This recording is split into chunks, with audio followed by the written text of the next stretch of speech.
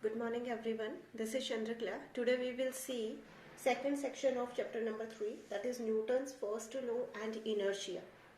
In last section of this chapter we have seen some basic concepts related with force as well as some types of forces.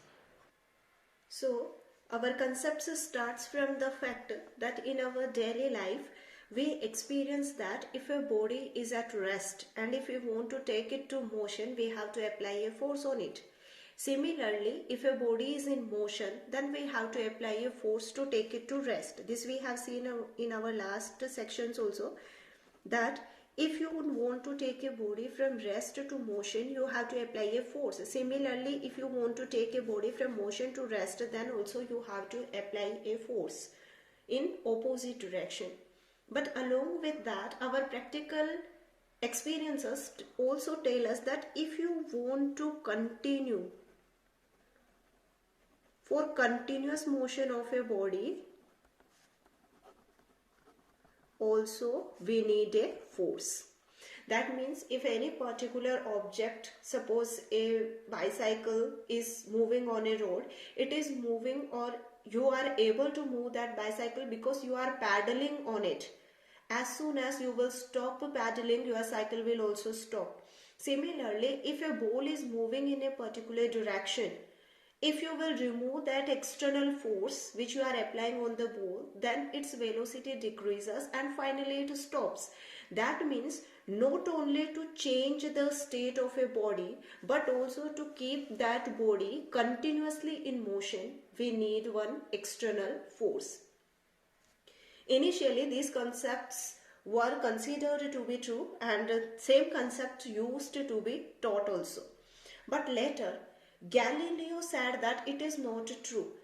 That means to take a body from rest to motion, we will need a force. It is true. And to take a body from motion to rest, we will need a force. That is also true. But for continuous motion of a body, we do not need any kind of force. Because if a body is in rest, it wants to be in rest. Similarly, if a body is in motion, it wants to be in motion. That means if a body is moving with a particular velocity, it will be continuously moving with the same velocity until any external force is applied on it. So this same concept which was given by Galileo is known as Galileo's law of inertia. This word inertia we will see right now, but before that, our concept or the law which is given by Galileo was, he said that if a body is in rest, it will be remain in rest continuously in absence of any force. Similarly, if a body is in motion, then it will be continuously moving with uniform velocity in the same direction. Again, both these conditions are true only in absence of any external force. Okay, and he said that the practical experience which you are getting from your daily life, that is happening because of the friction force. And here we will consider friction force as an external force which affect the motion of a body. That means if a body is at rest, then it will be continuously in the state of rest if you are not applying any force. If you will apply the force, then it will move. Otherwise, it will remain in the state of rest. Similarly, if a body is moving with a particular velocity, suppose 10 meters per second, then if no force will be acting on this body, then it will be continuously moving with 10 meters per second. Neither its velocity decreases nor it comes to rest. But practically we observe that after removing the external force, after some time it comes to rest. The reason is because one friction force is acting between the surface of this body and the surface of ground. And due to this friction force only, the velocity is decreasing and finally the object is coming to rest. If anyhow you can decrease this friction force up to 0, then your body will be continuously moving with the constant velocity. But since it's not possible to decrease the friction force up to 0, so it's also not possible that a body will be continuously moving with the same velocity in absence of any kind of force. Okay, now here we have one word, inertia. We will discuss it right now because again and again we will use it. Actually, inertia is the characteristic property of a body, or you can say inherent property. That means the body already has this property. We don't have to exert any force for it. That means all the body is having, it is, you can say, inherent property, or you can say it is the characteristic property of a body. Means all the bodies in the universe which will have mass, they will also have inertia. And we are saying that if there will be any body, then definitely it will have mass. You cannot say that its mass is zero, right? So here this is the mass, and inertia means the inherent or the characteristic property of a body which resists change in its state. Okay, or in other words, you can say it is responsible for retaining its state. That state can be rest or motion, as we have already said. We will not discuss them individually. So what we have got here, that if we are having a particular body and if it is at rest right now, then since this is a body, so it will have mass, and if a body will have mass, then automatically it will have inertia. So this inertia property of this body wants to retain its state. That means if it is at rest, it wants to be in the state of rest. If you will apply a force on this body to take it to motion, then this body will apply one opposite force on your force. That means it will not want to, it will try to be in the rest. It will not go to motion. But since this is a small object, so if you are applying force, your applied force will be greater than the inertia of the body, then the body will start moving in a particular direction. That means what is inertia? Inertia is the characteristic property of this body which try to retain its state. If it is in rest, then it wants to be in rest, or which resist the change in the state. That resist means oppose. If you want to take this body to motion, it will oppose it. Same concept is true for a body in motion also. If there is a body which is moving in a particular direction, if you want to take it to rest, then you have to apply a force in opposite direction. Now, since the body was in motion, so it will try to retain its state. That means now it wants to be in motion only. It don't want to come to rest. So it will resist your force. It will oppose the force which is applied by you. But ultimately again, if the force applied by you will be more than the inertia of the body, then the body has to stop. It doesn't have any option. And for the same reason, it is true that if you are having a truck, okay, and if you are having a small cricket ball, then you see, suppose both truck and cricket ball are at rest now. If you want to take this truck to motion, then you have to apply a very large amount of force. Why? Because this is truck. It will have a huge mass, and if it will have a large mass, then it will also have a large amount of inertia. That means it will be able to apply a large amount of force against your force. And if you want to take it to motion, you have to apply force more than this inertia. That's why it takes a very large amount of force to move a truck, or to take a truck from rest to motion. Whereas in this case, since the mass will be small, so the inertia will also be small. So just by applying a small amount of force also, you can take a cricket ball to motion, because the inertia applied by ball will be less, because it has less mass. Both same conditions are true for motion also. If a truck is in motion, you have to apply a large amount of force in opposite direction to take it to rest, because the truck will have a large amount of inertia. So it will resist your force. Similarly, if the ball is in motion and if you want to take it to rest, then you have to apply a small amount of force only, sufficient, because it has a less amount of inertia. That means from all these examples we can conclude that our inertia is directly proportional to mass. If mass of the body will be large, then the inertia of the body will also be large. So this is known as inertia. That means inertia is the characteristic property of that particular body which wants to retain its state, or you can say which will resist change in its state, because of which we have to apply a large amount of force on that particular body. So the same concept which we have learned right now, which was actually given by Galileo, that is formed in the form of a statement by Newton. So now we will learn about Newton's first law.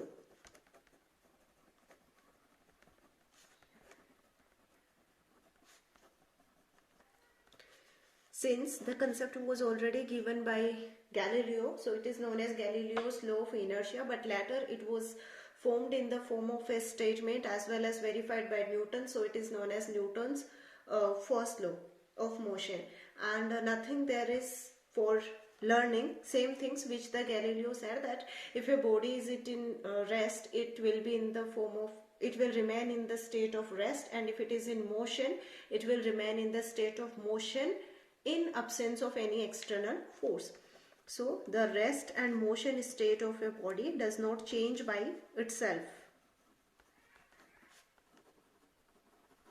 Change by itself. Or you can say in the absence of any external force. So from here we derive two things.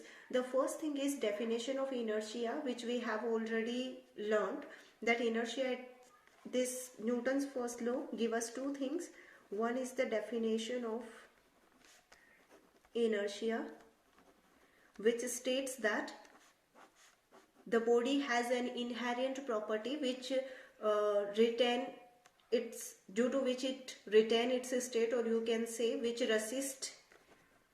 retain its state, or you can say which resist change in state. Both are same things. And the second thing is Newton's first law also give definition of force, because here you can say doesn't change itself, or you can say in absence of any external force. So definition of force. He said that body doesn't change its state in absence of any external force. That means what? That means if we will apply a force, that means in presence of a force the body can change its state. That means force is a physical cause that can change the state of a body, that can change the state of a body or object, as you wish. So along with this, some examples are given here that you will read by yourself. Actually nothing new. Those examples which we have learned in our first section, same examples are given here. Relation between mass and inertia is given, that we have already seen that the inertia is directly proportional to mass, because I is equal to mr square. That means directly proportional to mass. Some examples. After that, kinds of inertia is given. Here the examples are very important, that's why we are learning this. Kinds of inertia.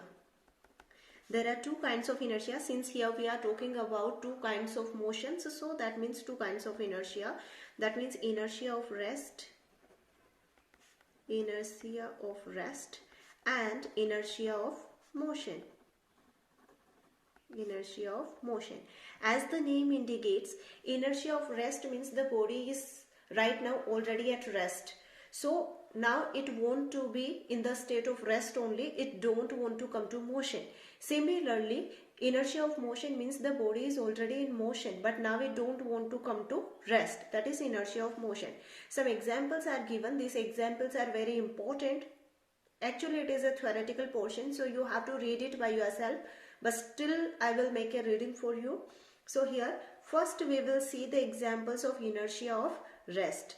So here the first example given is, when a train suddenly starts moving forward, the passenger standing in compartment tends to fall backward. Every day in our daily life we experience this. That means suppose a train or bus, whatever, here the example is given about train. So a train both standing on a platform, suppose on any railway station, and one man both standing in one of the compartment. Now, when this train will start moving from rest to motion, right now it will see it is at rest, so the inertia of rest will be applicable. So when it starts moving, then the train will move in the forward direction. The lower part of this main, that means you can say legs will move along with this train because the legs are in direct contact with the train. So when the train will move, then the legs or the lower portion of this main will also move, but the upper portion remains here itself because initially it was at rest and now it wants to be in rest position. So instantly it will not come to motion. No doubt the whole main will move with the train. But we are talking about that particular instant when the train starts moving. So instantly this upper portion of the main remained here, but the lower portion moved here along with train. That means the main will feel a backward pull, or he will move in the backward direction. This is our first example. Second example is when a hanging carpet is beaten with a stick, the dust particles starts falling out of it every day. We experience this. So that means if we are having a blanket and if we will beat it with stick, then the blanket will move with stick. But the dust particles initially, before beating with a stick, the blanket was at rest.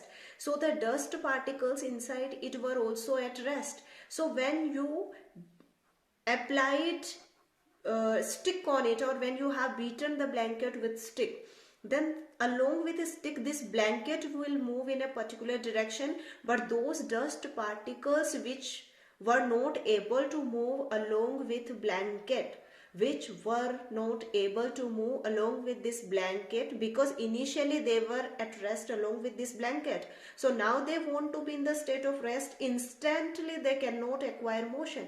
So they remained here, and then due to gravity they have fallen down. Please be careful. This doesn't mean that all your dust particles will fall down. Some particles will come to motion, will be able to come to motion along with blanket. They will move along with blanket. But some dust particles only which were not able to come to motion instantly, only they are going to fall down due to gravity. Third one is, on shaking the branches of a tree, the fruits fall down. That means here we are talking about ripened fruits only, because they have a small attachment between branch and fruit only. That means the fruit has been already ripened, so here they are attached only with a small attraction force. So if you will shake this branch, means if you will apply a force on the branch, then branch will move, but this fruit will not be able to move along with the branch. So the fruit remains here. Now the branch has moved here, but the fruit remained here itself. So then due to gravity the fruit fall down. Fourth one, on striking the coin at the bottom of a pile of carom coins with a striker, lowest coin only moves away while the rest of the pile remain intact. When we play carom board, many times we experience this thing, that is, if many coins are placed here, suppose like this, when we move a striker, or when we collide our striker with the lowest coin, then sometimes it happens that the only this coin on which you have applied the striker, this coin has moved, and the remaining coins remained here itself, because initially they all were at rest. Now due to this force, only this coin has moved forward and they are still at rest because they don't want to come to motion. So they are still at rest, and now due to gravity they will fall down here on this carom board. So now this will be the situation. That means only one coin has moved forward, and remaining coins will remain here itself. But it doesn't happen always, because obviously we know that here we will have to consider impulse also. That also works here. So not always, but sometimes it happens. Sometimes two coins may move. Sometimes all the coins can move here and there. So it's possible.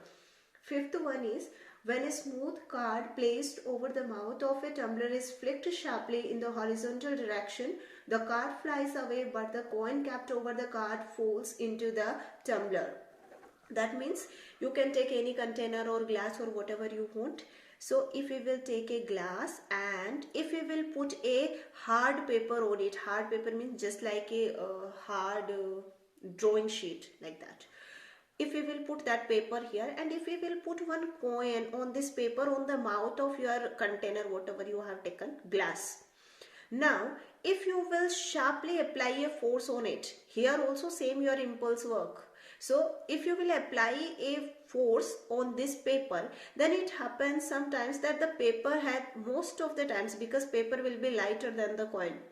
So the paper has moved in the forward direction and this coin remained here itself because it was in the state of rest, and now also it wants to be in the state of rest. So this remained here, and now since this paper has been removed from here, then so due to gravity this coin will fall inside this glass.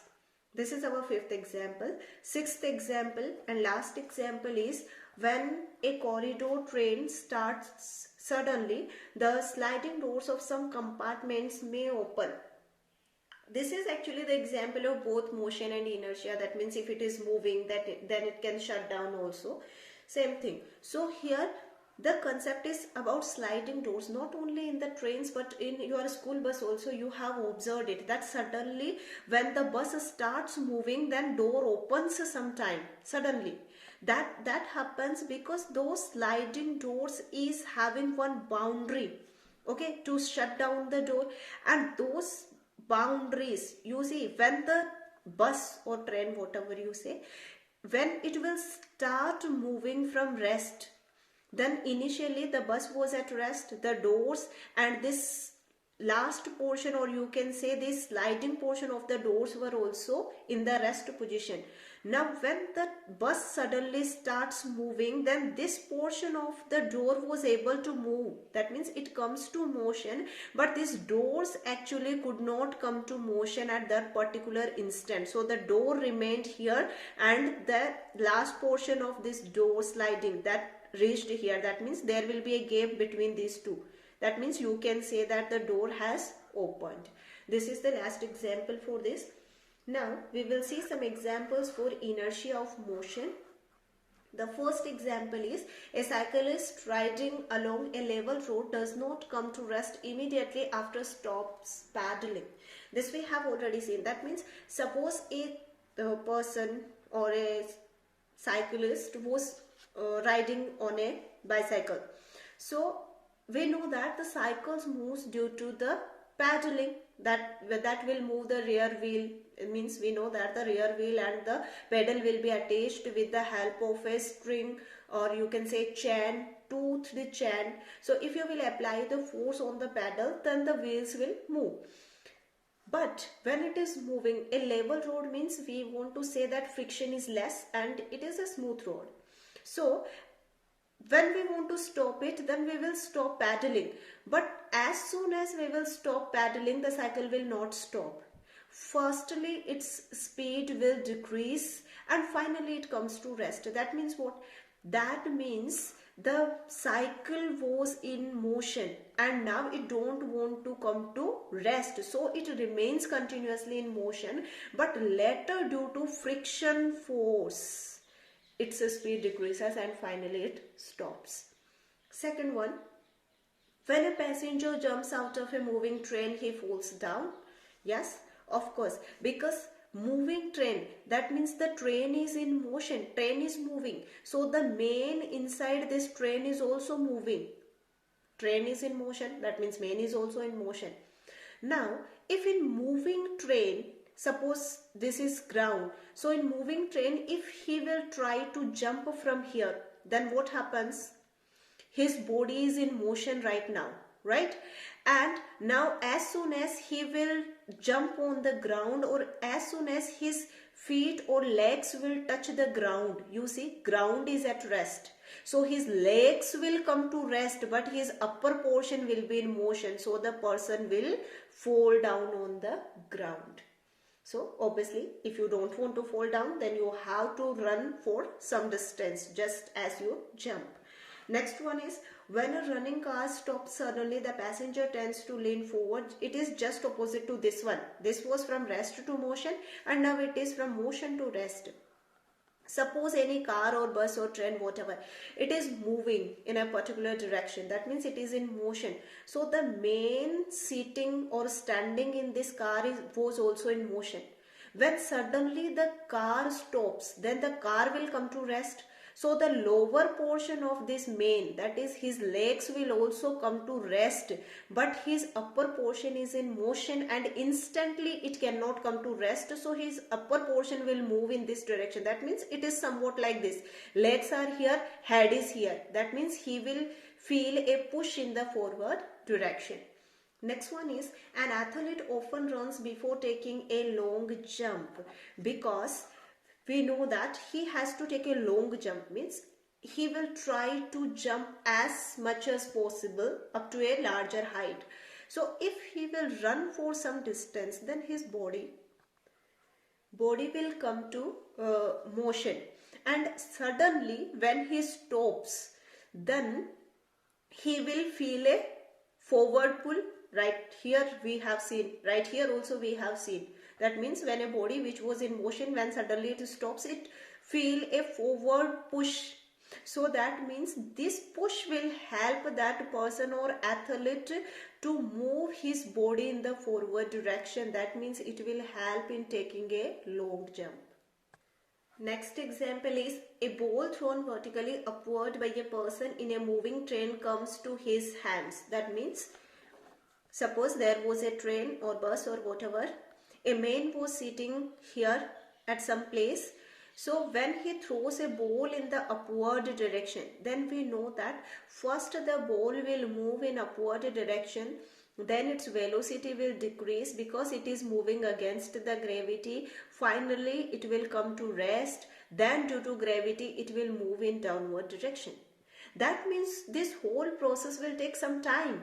So until this ball moves in the upward direction, then stops, then come back, till then this man will reach here, because the car or train or bus is moving, so the man is also moving. So in that condition, this ball must fall down here, that means behind him. But generally it does not happen. What happens is, here also the person will be able to catch the ball. The reason is simple, because the train was in motion, man was also in motion, air inside this was also in motion, so the ball will also in motion. So when the man will reach from here to here, till then the ball will also reach from here to here, and it will come back in his hands only. These are some examples. You will read it very carefully from your book. Rest of the things we will see in the next class. Thank you.